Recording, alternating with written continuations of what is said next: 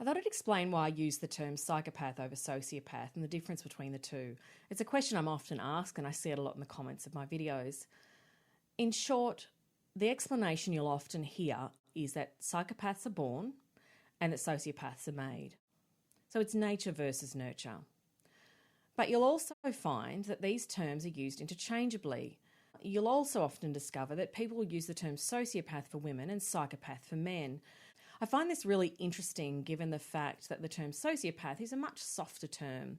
However, I feel that this downplays the severity of the behaviour and suggests that women become callous as a result of their environment or how they've been treated, rather than it being ingrained.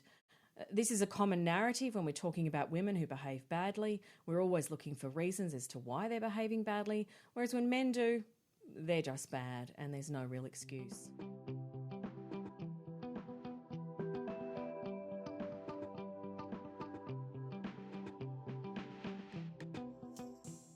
So let's talk about the psychopath in more detail. So like I said, the suggestion is that a psychopath is someone who is born that way.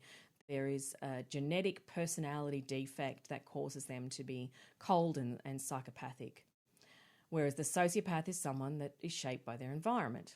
And it's also important to note that neither of these terms, psychopath or sociopath, is considered an official diagnosis. I'm not a psychologist, so I cannot diagnose people. I'm really just looking for the behaviours that are displayed, and I'm more concerned with the impact on people. I want to talk just briefly about prevalence. So at the high level psychopaths are about 1 to 3% of the population, and the lower level psychopaths are about 15%. But always remembering that psychopathy is on a continuum. So there are people that hold all the traits and people that just hold some of the traits. So the question is, why do I use psychopath and not sociopath when I'm talking about the issues that I do, especially in terms of workplace bad behaviour?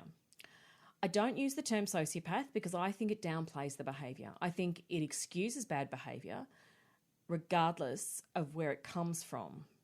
We shouldn't make excuses for people's bad behaviour because the outcome for the victims is the same. My key focus is what's happening for the victims and how I can help them recover from what they've experienced through extreme bullying. This said, in terms of treatment, most studies say that psychopaths cannot be cured, yet sociopaths have the potential for change, if they want, of course. And that makes sense because if a sociopath is a psychopath who's learned how to behave that way, then it would make sense that they could unlearn that behaviour. Whereas a psychopath, always being that way, cannot unlearn that behaviour because they don't know how to behave in any other way.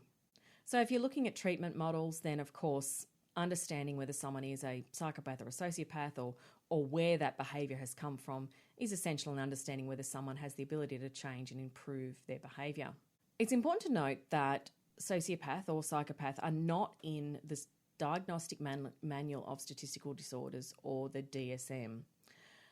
Sociopath used to be in there, but it hasn't been in there for some time. And it was removed and replaced with what's known as antisocial personality disorder and I believe conduct disorder for children. Again, I don't use these terms simply because I'm not a psychologist or a psychiatrist and I'm not diagnosing people. So if someone was a psychologist or a psychiatrist, they may use these terms rather than the term psychopath or sociopath. I would like to note that I do have a psychology degree and I've worked in the counselling and therapeutic space for over 20 years. But again, not here to diagnose anyone, really just looking at the behaviours. So I'm simply using the term to group together traits that show how someone manipulates someone else, whether that's in a relationship or in the workplace. So my concern is that impact on the people who encounter these heartless manipulative individuals. I also think it's important to note that when you are talking about psychopathy, there are two forms. So there's primary and secondary. Now, primary psychopath is basically your everyday corporate psychopath, workplace psychopath. So essentially, they are someone who can function in everyday society, and that's why someone might use the term sociopath for these individuals. Usually the term secondary psychopath is reserved for those criminal psychopaths, which are often fill our prisons, and they're quite impulsive. They're very overt about being psychopathic, whereas the primary psychopath will hide it so that they can continue to function in society. It's always important to remember that these traits are on a continuum, and someone who does display psychopathic traits at a low level may not be as dangerous as someone who displays them at a high level.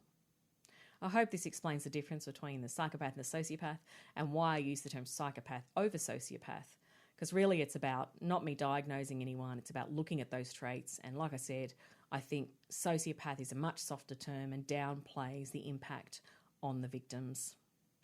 If you enjoyed this video, please subscribe to the channel and like this video. Until next time, I've been Dr. Fiona Girkin. Thanks for joining me.